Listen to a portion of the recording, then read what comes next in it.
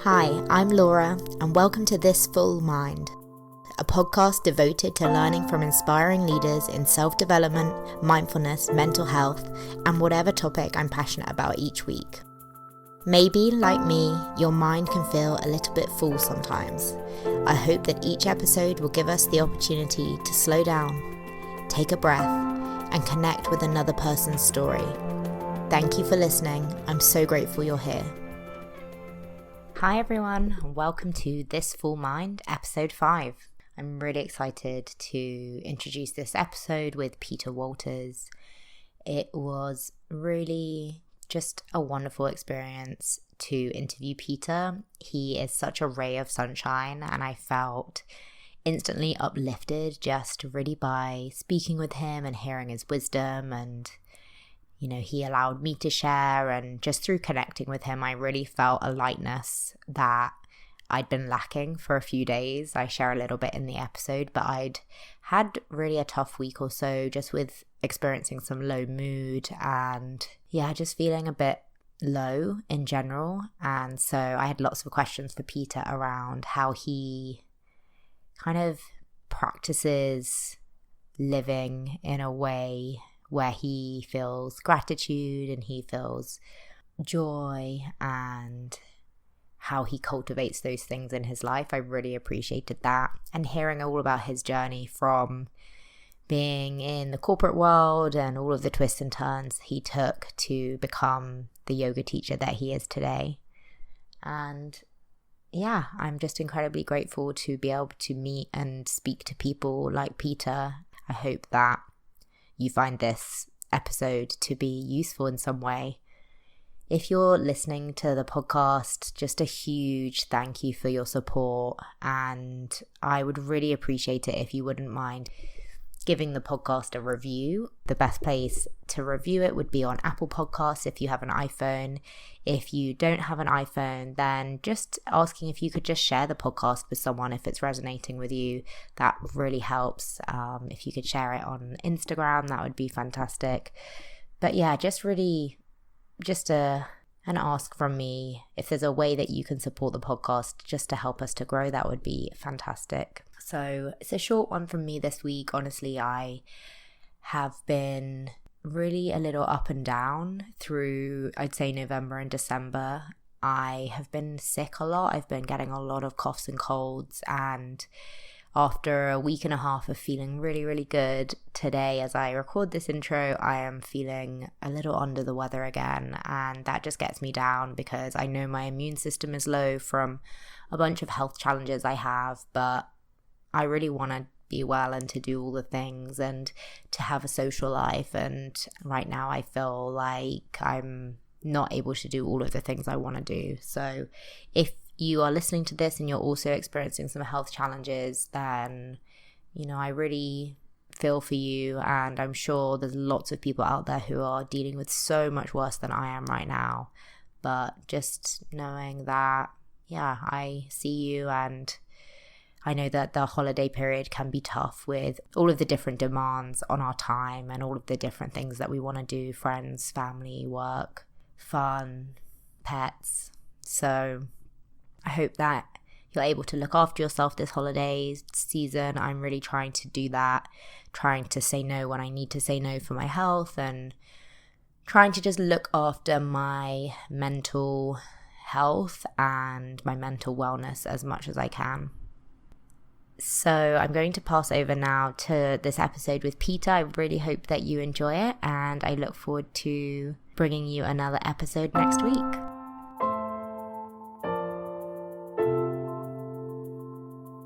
Are you in San Francisco at the moment, Peter? Where are you in the world? I am in Mill Valley, surrounded by redwood trees. Oh, beautiful. That sounds amazing. Well, before we get started, one thing I've been doing with all of our guests is just starting with 3 mindful breaths. Are you up for doing it?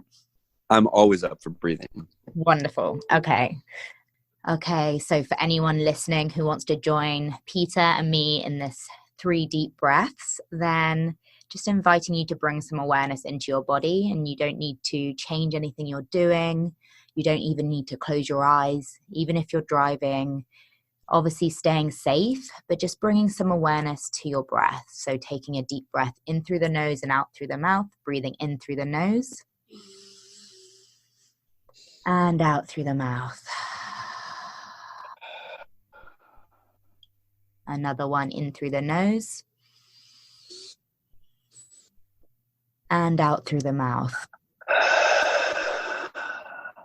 Last one in through the nose and out through the mouth.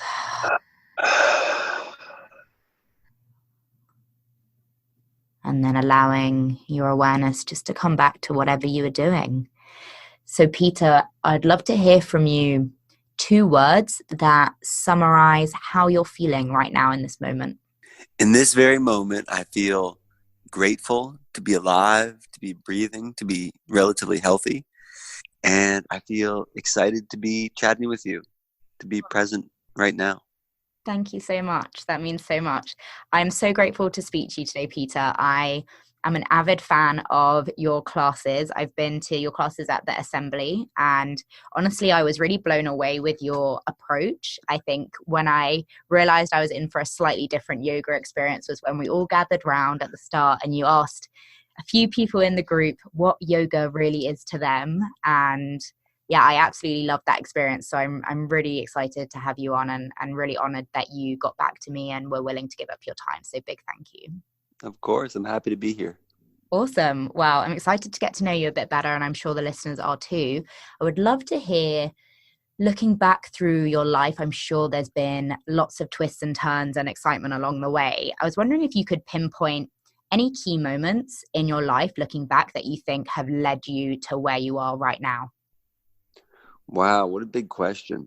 I mean, I have this weird perspective in life that there's no cause and effect, that everything that happens isn't just the effect of, the last action I took or the last event that happened, but instead it's the confluence of everything that has happened simultaneously around the whole universe that has led me to this moment, to this decision, to this coming together or falling apart.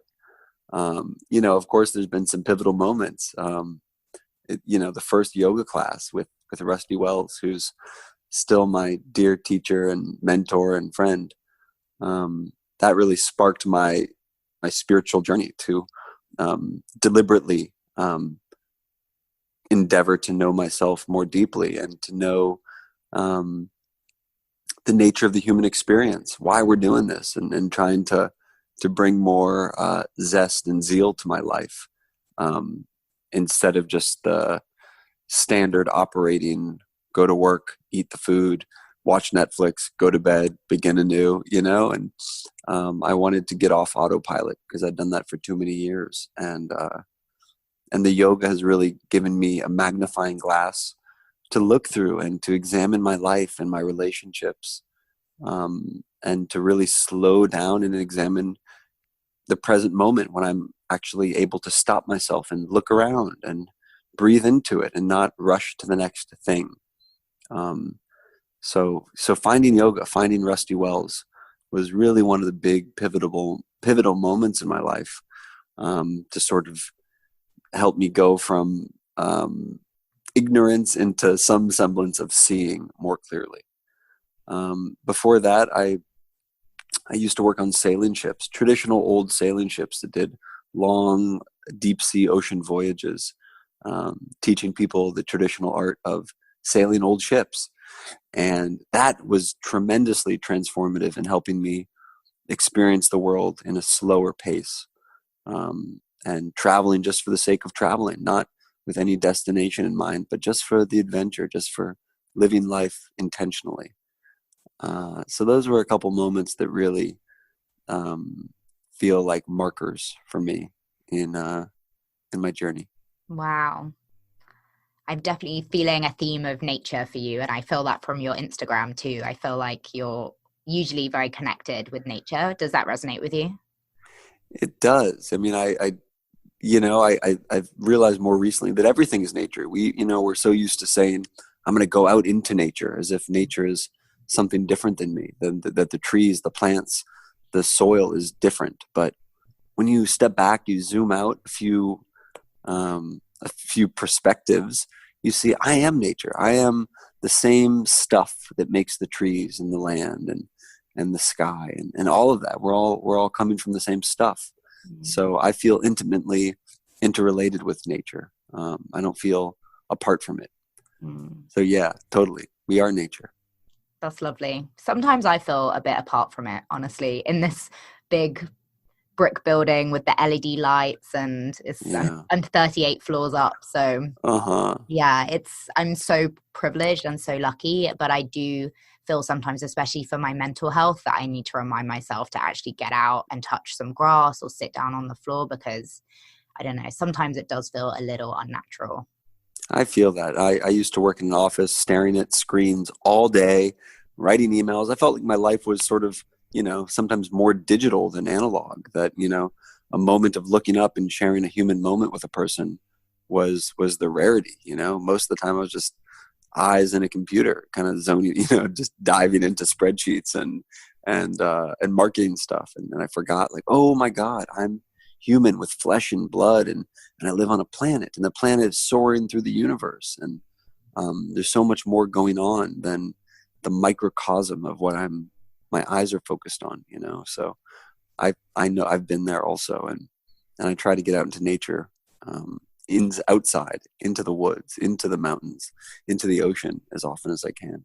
Wow. That's actually really inspirational, because I can't really imagine you in an office job. I don't obviously know you well, but it's very inspirational because you're someone who seems intimately connected with nature and with yourself. And to think that you were once in, a similar position to maybe how I feel sometimes, like cooped into this big office. It's actually really inspirational. So thank you. Well, I think all of my former bosses and managers would probably say I wasn't the best employee or coworker, because I was always kind of just messing around, trying to not do the thing I was doing, whether I was like bouncing on a medicine ball, doing handstands in the office, or just trying to get people to look up from their computers. I think I was more the distraction for everybody. So I don't think I was the best at that work.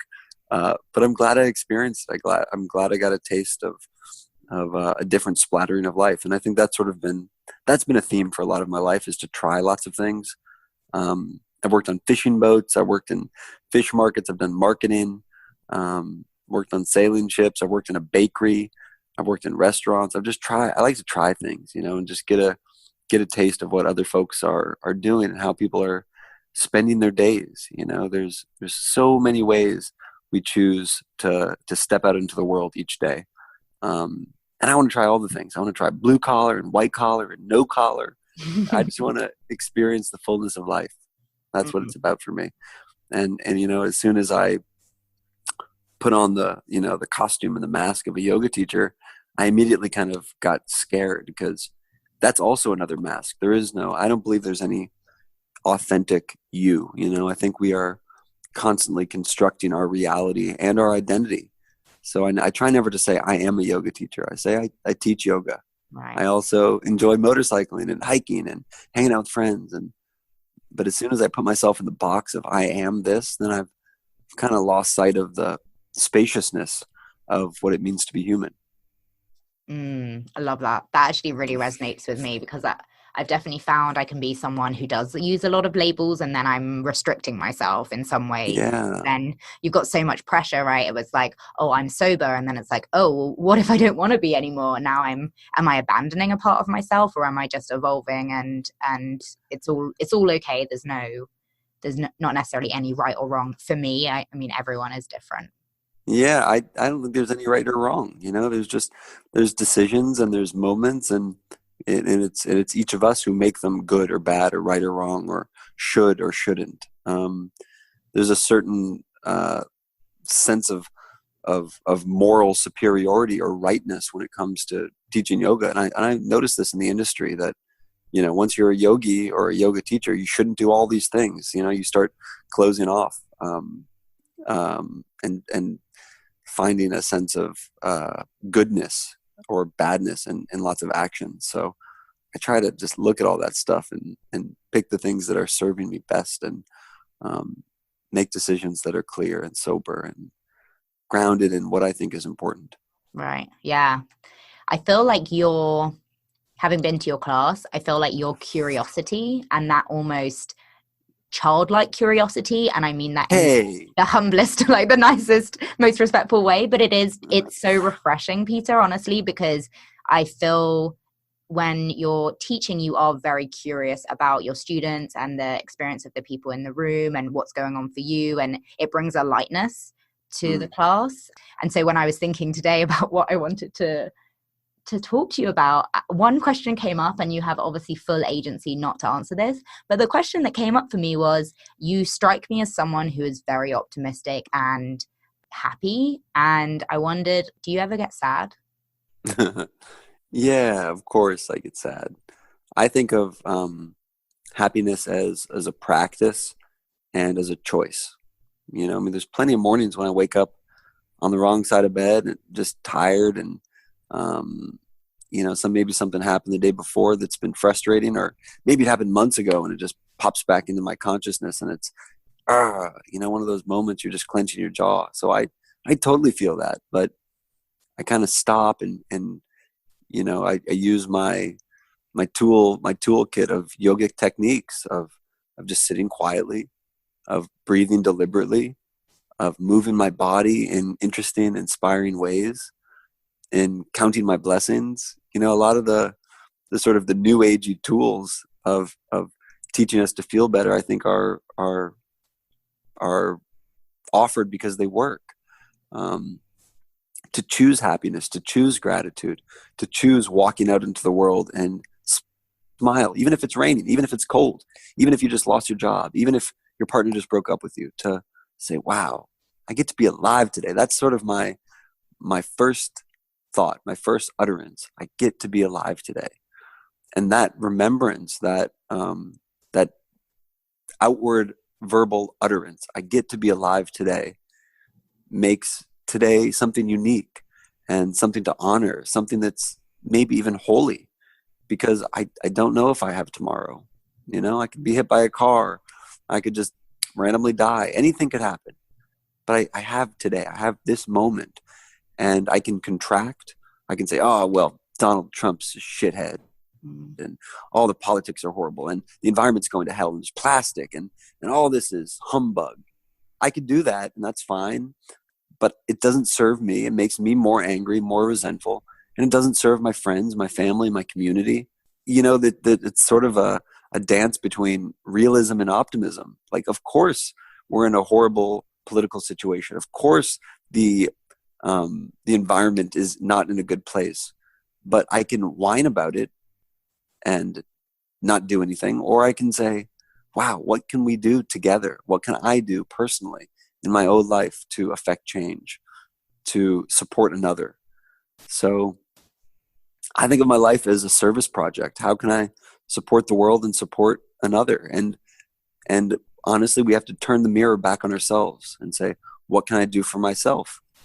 So it's sort of a game. Every day is a game. How do I want to show up in the world? And my choice is with joy, with enthusiasm, with gusto. Yeah. I think that's so commendable. And I think it really comes across, and it is really inspiring. Thank you. That definitely resonated with me. I've been having just a bit of a low mood situation for a few days. And I was thinking about it a little bit this morning, and there's a book, I'm sure you've heard of it, read it, The Power of Now. And I do turn to that one, actually. Sometimes I've got it on audiobook and I've got a copy, and it does just remind me, as you said, of like, even in this moment, I'm sat in a meeting room, like it's a little dreary, outside or whatever. I'm tired and all of these things, but I'm having this conversation with you, which a few weeks ago, I was like nervously writing an email thinking, oh, Peter will never want to do this, and my podcast is never going to take off, and all of those things. And I'm so grateful, just even to have this conversation, have this opportunity to talk to you, and to have my job, and to be in San Francisco, a place I always wanted to live. And just very quickly, I could reframe it, I guess, and find those small snippets that just make the world of difference. That's so true. And I remember sitting in kind of cold, fluorescent lit offices, sitting around people talking about stuff that, doesn't really matter in the scheme of life. You know, we're talking about ad spends or this next marketing campaign, and be in it fully. Like, don't, it's easy to roll your eyes at that, but also be fully in it, fully present with it. There's something beautiful about staying with something and being hyper present to it and fully awake to it, you know? Like, I'm with other humans right now. Can I give my full attention? Can I give my best? Like, that alone is a practice. And it's easy to also go on autopilot in those moments. Like, oh, okay, I'll float through the meeting. I'll take my notes. I'll write up the email. I'll do the follow-ups. But what if every moment was a chance to reawaken to the fullness of the present moment? And it doesn't make it better. It doesn't make it good, something that's otherwise boring or uninspiring or challenging, but it makes it alive. You know what I mean? Definitely. You can bring an aliveness into any moment. Like, I love moments when I'm waiting in traffic or standing in line, because I watch myself get frustrated and I get to have that experience and soak into it and breathe into it and wake up to it. So I feel you. Yeah. And I also believe that there's an amazing opportunity in every dull moment. Definitely. I feel like the breath is, for me, that anchor into that. Like, sometimes I'm not breathing at all, and then it's just a one deep breath away from that whole new perspective. Mm-hmm. You just reminded me to breathe, so thank you. Me too. I'll remind myself. So I'd love to hear more about your entry into yoga. So you mentioned your first class with Rusty Wells. First of all, I would love to know, in looking back on it in hindsight, were there any sort of signals or signs along the way that led you to that yoga class? Or do you feel like it was just complete chance that you were there that day? You know, it was everything. It was, I mean, I was dating this woman and she brought me to the class kind of kicking and screaming. I was happily going to the gym and lifting weights, which I still enjoy. But she was like, just try this, be open to something new. And I did. I said yes. But I think it's a confluence of lots of other things that were happening simultaneously that I'll never really be able to retrace my steps to. I mean, I remember I was going to bars and going to clubs 3 or 4 nights a week with my friends, and getting really drunk and getting vicious, horrible hangovers the next day, and just trying to gather myself together and go to work. And I did this for years. I was smoking cigarettes and doing all sorts of unhealthy drugs and just kind of like in a routine and in a lifestyle that wasn't serving my highest self. I felt numb to the fullness of life. I was, having fun, but I was feeling sick, and I knew I wasn't taking care of myself, and I was disconnected from God. I was disconnected from God. I was so far away from what I knew I was capable of experiencing psychologically, spiritually, emotionally. And I just knew I was numbing myself. I was hiding behind the masks that are these dissociative substances. And I don't think I was conscious of that at the time. I think I was just trying something new. And this yoga, the chanting, the sweat, the heat, the song, all was such a powerful opener that I kept going back every day. And it just kind of kept on peeling away layers of, eating healthier food and reducing how much I was going out and being like, oh, actually drinking doesn't feel very good for me. And staying out past midnight, even on a weekend, isn't how I want to spend my nights. So it's slowly over, several years things started dawning on me, and I started making changes. And I still mess up, and I still make decisions that I look back on and be like, oh, why did I do that? But I've been given this wonderful set of tools that I get to use every day to look more closely at what I'm doing and be a witness to petering, been wandering around and bumbling around through life. But yeah, that was sort of the intro. It was being dissatisfied with my current situation. That resonates with me so much. I feel like you could have been telling the story of my life, honestly. Yeah, and it's so common. It's so common for folks our age, especially in the city. It's like, well, I want to be social. I want to hang out with friends. I want to loosen my inhibitions. I want to be open. I want to meet people. I want to have fun. And alcohol and drugs are wonderful social lubricants to help facilitate connection.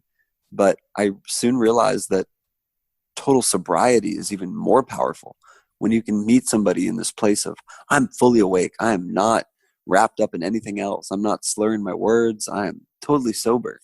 In fact, I am high on breath. I am high on mantra. I'm high on my, on my life. Wow, what a beautiful thing. So yeah, it's all too common in our society. Yeah. And I think your story will definitely resonate with a lot of people. Yoga is so powerful in that way. I mean, for me, it really was an awakening. I would say yoga and also mindfulness, obviously they are one and the same. But for me, the mindfulness started before, and then yoga wasn't until I actually moved to San Francisco and started going. And it was actually just a couple of months after my first yoga class where, similar to you, I was like, I can't do this. I drink drugs. I can't do it anymore. Yeah. So I think the yoga really accelerated things for me. What do you think it is about yoga that brings this aliveness and this awareness of being to people? I mean, God, just from a simple level, it's putting down our phone for an hour or an hour and a half. Like, what a rare moment that is. Most of the time, our phones are clenched in our hands all the time. Like, I'll watch myself, even, when I'm not in the yoga class, just pick up my phone compulsively throughout the day. Nothing comes in, no notification, just pick it up and check it. It's like, why? What am I waiting for? We are, I think, as a society, totally addicted to these devices. So at a very base level, yoga gives us a chance to like put the screens away and be with ourselves, be with our crazy wandering minds, be with our short breath, be with our tight bodies, be with our stressed out minds. We get to be with ourselves again instead of running away from it. But I mean, beyond that, we get the chance to wake up, to question who we are, to be gifted with absolute presence. And, maybe you can go a whole yoga class and still be back at work in your mind, or maybe you're off at the next thing for the weekend in your mind, but your body's still there. And I think the process, the science of yoga, is bringing our mind, our body, our breath, our heart, our soul, all into that one warrior two, to be fully, completely in it, to not run away from it, but to stay with it, to stay in the current predicament. Yeah. And it keeps on unfolding. The longer you commit to the journey of yoga, the more you will get to know yourself better. So I often say this is a practice of the body and for the mind. We use the body to kind of to help us watch the mind as it dances and runs away and clenches and pushes. It's a persnickety thing, and we put ourselves in crazy, weird, contorted yogic shapes to gives us a chance to be fully immersed in the moment.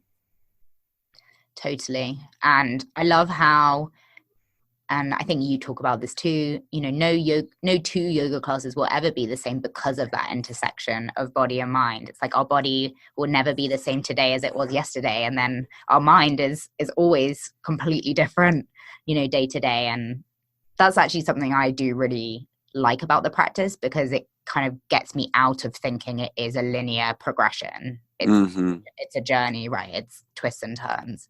Yeah, and even throw away the idea that you need to get anywhere. Well, like some people said, oh yeah, I really need to nail this handstand, this forearm balance, this, side crow. And I'm like, why? Will that make you any happier? Will that make your relationship with your partner or your parents or your kids any better? Like who gives a shit about your warrior two? I mean, it's the warrior two is a teacher for the rest of your life. It's not about the warrior two. I mean, it's good to have safe, sound biomechanical alignment. Yes, of course, don't hurt yourself. But beyond that, it's not about the pose. It's not about the shape that we can create with our bodies. It's not about incredible flexibility or such strength that you can do, one-handed handstands. It's not about that. It's about making your relationship with yourself and others better and more in line. That's it. Yeah. Yeah. You're so Yeah. wise. You're so wise, Peter. People tell you that. Is that do your I'm friends just bumbling. I'm just bumbling around. say that? You're so, No, when I'm with my parents, I totally regress back into a little child. that's healthy, I think. It's good. You can't be I wise Peter all the time. no. Got to sit back and watch Netflix and eat cookies and ice cream in bed. Definitely, definitely. I want to hear about your teacher training. I would love to hear kind of what your journey looked like from that first class to teacher training, and then anything you learned. I mean, other than the obvious, anything that really stood out for you going through your teacher training. Well, I've taken many teacher trainings. The first one is sort of like I heard it said that your first 200-hour teacher training is like the first semester in college or university, which is to say it's the beginning of your studentship in yoga.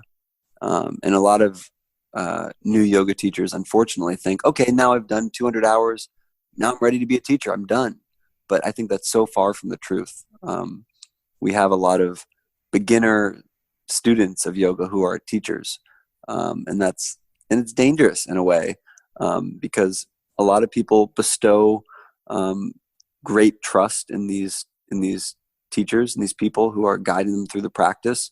Um, and yeah, so when I my first training, I was pretty aware that I was more a beginner in some ways after the training than I was before I started. You know, I had to step into beginner's mind, and that continues every training I take. I'm like, wow, I know nothing. You know, it keeps unfolding. It's funny. The more I train, the less I know, which is perfect. So that first training, you know, it gives you the basics. It's like when you first take a class to learn any new subject, you're like, okay, well, here are the tools. This is how you spell them. This is how you can put them together in a way that they are useful to you and to those that you are supporting. Here's how to use your voice. Here's how to, you know, just you get the basic foundation of how to do that. And some people already have the tools, and a training just helps them open their voice and open their heart, and become better communicators. So people come to trainings with all different unique skill sets, and a skilled skilled teacher will help you bring out what you're wonderful at and help you see yourself more clearly, I think. So yeah, my first training was just a beautiful gateway into the practice. And ever since, I've been trying just to soak in as much as I can about, you know, about mantra, about alignment and anatomy and the philosophy and the breath and different meditative techniques. So I'm very much a beginner and so excited that I get to continue learning every day. So yeah, the first training was just like a gateway drug. That's good to know. I'm actually doing my first teacher training in January at Yoga Garden, and I'm very much not, you know, like many people, I think I'm doing it to deepen my personal practice. I'm not planning That's to. what they all say. I know, but And then really, it's 3 weeks true. later, you're like, okay, now I'm ready to teach. No, my goodness. It's cool. I started teaching before. I mean, I started teaching after my first 100 hours. Wow. So there was a part of me that felt so ready. And then I just kept on jamming through classes, just teaching as much as I could. And it keeps unfolding. So I'm glad you're doing it. And I think it will help you become more who you are. That's one thing that a training will do, is help you learn more about yourself. And that's plenty, whether you intend to teach or not. Exactly. I mean, it's such a privilege to be able to take the time to do it. I'm honestly really excited about the community aspect as well. Mm-hmm. I don't know if you could speak to that a little bit with the yoga community and how you find it in San Francisco.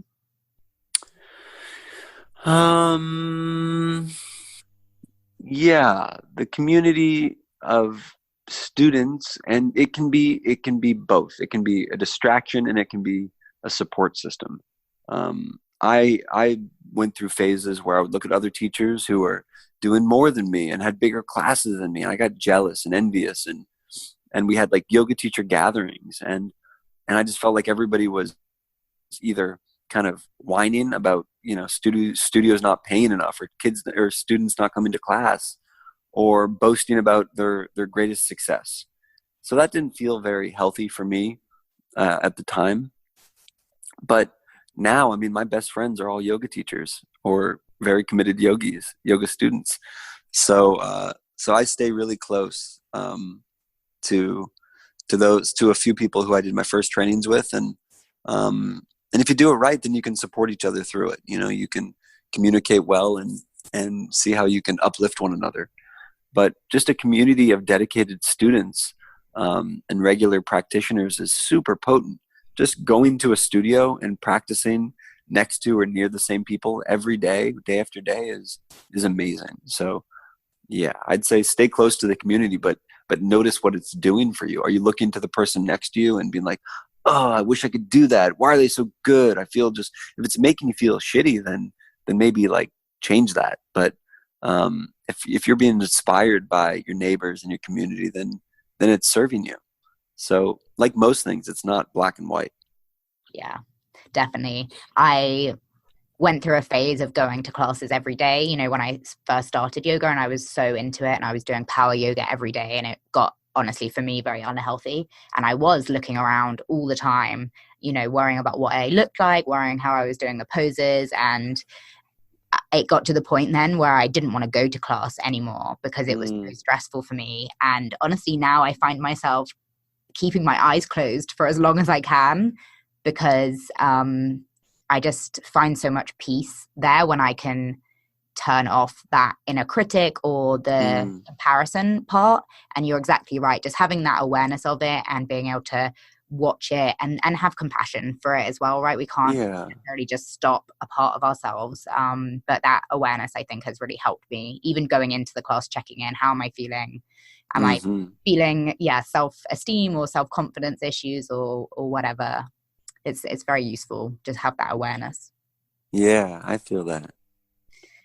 A question for you on teachers. So you mentioned Rusty Wells, and this can be yoga related or just life in general. I'd love to hear from you who you consider to be some of your teachers. The yoga teachers I've studied with are Rusty Wells, Janet Stone, Jason Crandall, Noah Maze, and then there's a couple of teachers who I read a lot about, and I'm intending to study with them a little bit more deeply. But they're definitely my teachers. And then my best friend Nat and some of my dearest friends who live in Mill Valley out here with me, fellow yoga teachers. My parents are amazing teachers to me. The homeless person on the street, like all sorts of teachings arise in every moment. And the person may not even know that they're a teacher, but I think that the teacher is ever present. And it's my job to say, okay, what am I being taught in this very moment? So I'm surprised often by the teacher that shows up in my life. That's lovely. Thank you for sharing that. Yeah. I also want to ask you about your experience with the retreats, because I've been seeing so many inspirational Instagram stories from you, and I personally love to do at least one solo retreat a year.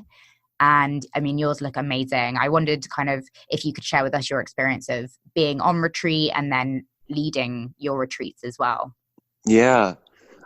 Retreats are amazing because you get to go so much more deeply into your practice, so much more deeply into yourself, because we're practicing yoga asana, yoga posture twice a day, long, strong practices usually. We meditate every morning. We're eating really healthy food. We're staying in good company of everybody else who is also doing this good work.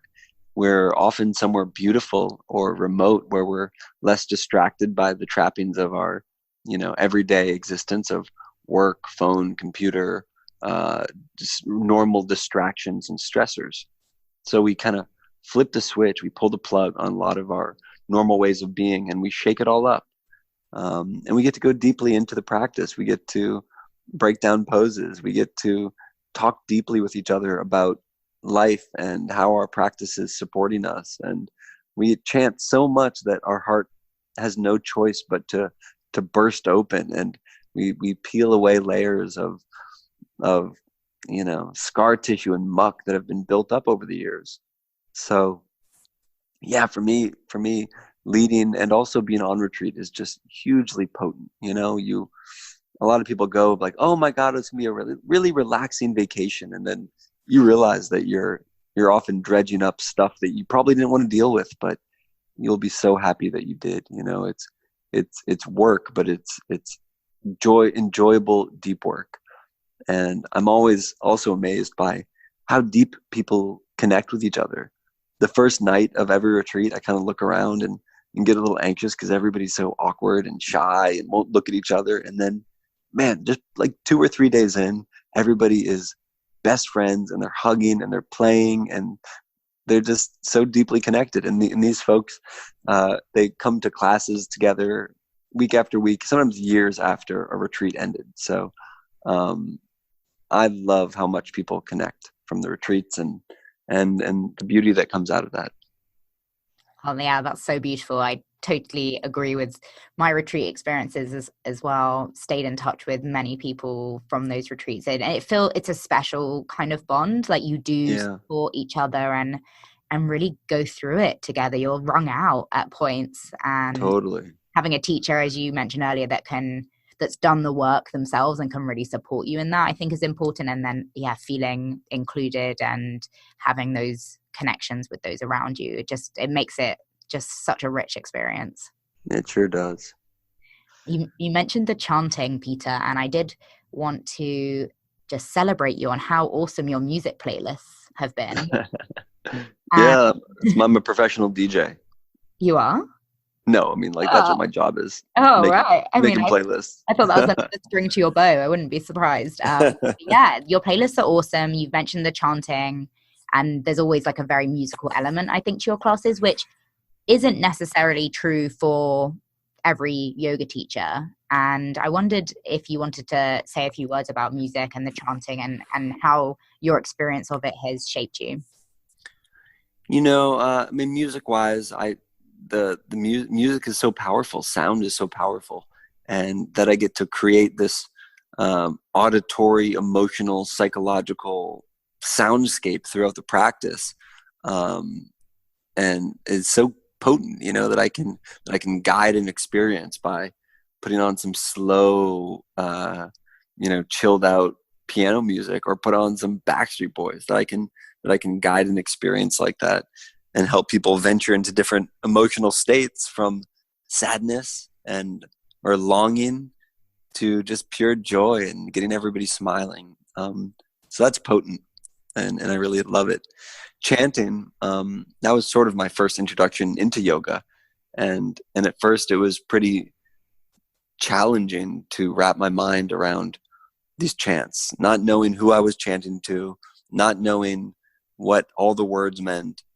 And then my teacher reminded me, like, it's not about that. Have you ever been to church? It's like you're not sort of dwelling over each word. You're making a joyful noise. You're calling out to the big love. You're expressing yourself through song, and that's kind of enough. Whether you think you're calling out to God or just singing is plenty. And a lot of these chants are simply just saying, like, hey God, I see you, and it's up to you to figure out what that idea of God means. It's so personal, so individual, and it's up to you.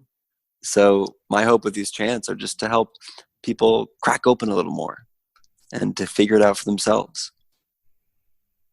Yes. One of the things I did this morning when I was in a bit of a funk was got my Spotify on and selected some music that was going to make me feel like I wanted to sing, because for me, unfortunately, I'm not blessed with the most angelic voice, but yes, you are. I know you are.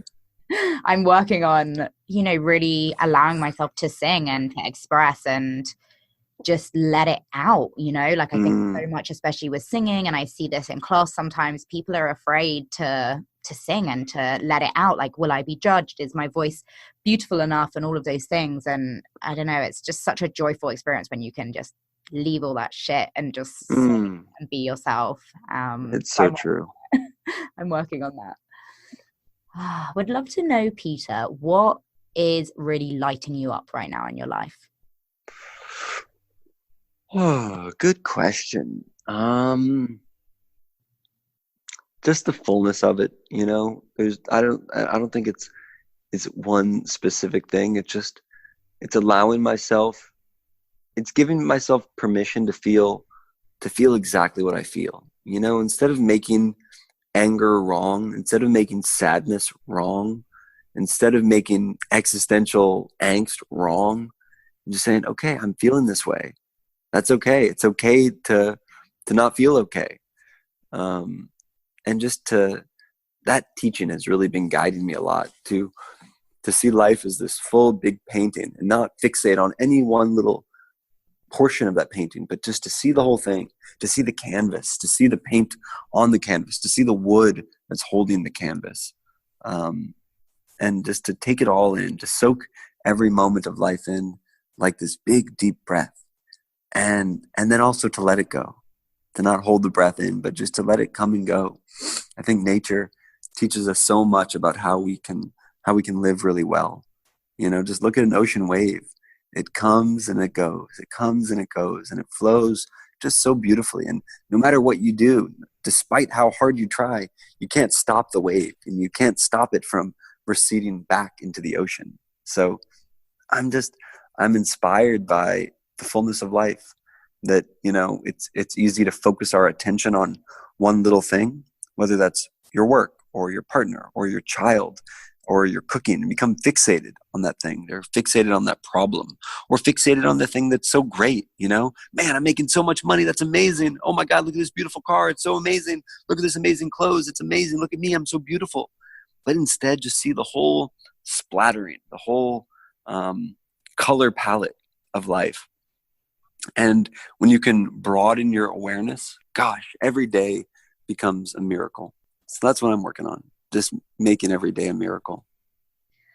So if you find yourself sucked into a moment where you are zoomed in on something, anything, whatever that might be, do you have any techniques that you use to really help you zoom out? Yeah, I just stop and I yell at myself, wake up! That's all. I slap myself, I slap the earth, I make a loud noise. It's literally just shaking yourself out of a funk, you know? That's all. It can be that simple. Just to watch, just catch yourself. Oh my God, I'm in some mental, emotional churn right now. I'm just in something that's not real. You know, it's all in your head. Everything's in your head. So when you just stop all that churn and just like, oh my God, I'm sitting here. I'm doing fine. I'm breathing. I can drink. I can use my legs and my arms. I can think. I can feel. Just when you stop and zoom out from the micro drama, the melodrama that you're currently involved in, you realize everything's okay. Maybe it's not great, but it's at least okay. So I try to rest in that and just smack myself with a wake up. And that usually does the trick. I'm going to try that. Do it. Yeah, you've persuaded me. That sounds great, actually. And if it's not successful, let me know and I'll just come into Google and smack you. Yeah. Kindly. Always useful. I love that. Thank you so much. You're welcome. Would love to hear, so to finish up, I would love you to let everyone listening know how they can come and find you for a class, how they can join you on a retreat. And then if you feel called to, one thing I'm offering is just to take a moment and to see if there's anything remaining that you want to share with the listeners. Okay. Well, you can come find me in San Francisco at a bunch of different yoga studios. My schedule is at peteryoga.com. You don't even need to type in www. It's so cool. You just do peteryoga.com. You get there and you see my whole schedule. And I have 3 retreats coming up. I have a New Year's retreat from December 29th through January 1st with Nat Kendall. He's my best friend. We did our first teacher training together. He's an amazing teacher and human. So we're doing a retreat together at 1440 Multiversity. That's near Santa Cruz. And then I have a retreat coming up in Sayulita, Mexico. That's January 18th through the 25th. I'm really excited about. And then I'm about to launch on Monday a sailing and yoga retreat in Greece. which is going to be delightful. We did it 2 years ago. We had so much fun. So we live on a sailboat. We eat feta cheese and bread and olives and olive oil. It's amazing. We explore all these islands. Oof, I'm so excited for that. So I have those. I have several different events that are coming up. I try to do fun events where you get to play and dance and sing and that kind of thing. So yeah, all the info about what I offer is at peteryoga.com. Okay. We will put that in the show notes for sure. So cool. You can click the link. Final thoughts. I don't know. Just be kind. I don't know. I think just being kind. I think that's plenty. If each of us can work on being kind and watching our thoughts and not reacting to everything, but at least taking a breath before we make any decision that's beyond like, what should I eat for lunch? We can just pause for an extra moment and feel ourselves alive and think of kindness to guide you. Kindness and forgiveness and compassion. All those words that, you think about, but you're like, maybe another time. But really let those words, kindness and forgiveness and generosity and trusting, let those words guide you. It's changed my life. Before I found yoga, I didn't really have any sense of God. I didn't really have any strong moral compass about what's good or bad. I didn't grow up with a faith-based background, so religion was pretty foreign to me. But yoga gave me a set of tools that was non-dogmatic, non-sectarian. It didn't tell you what God was or who to believe in, but it said, just look beyond you. It said, open your eyes wider, and maybe you'll discover the God that's inside you. You'll discover yourself beyond ego. You'll look more closely. So all of this to say, be kind. Thank you, Peter. And you were so kind giving me your time today. Honestly, it's my pleasure. Appreciate it so much. Yeah. Thank you for taking your time.